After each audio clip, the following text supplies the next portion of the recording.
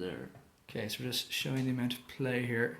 This is completely free play, which causes a kick when the motor is started on this Evolution Rage 5.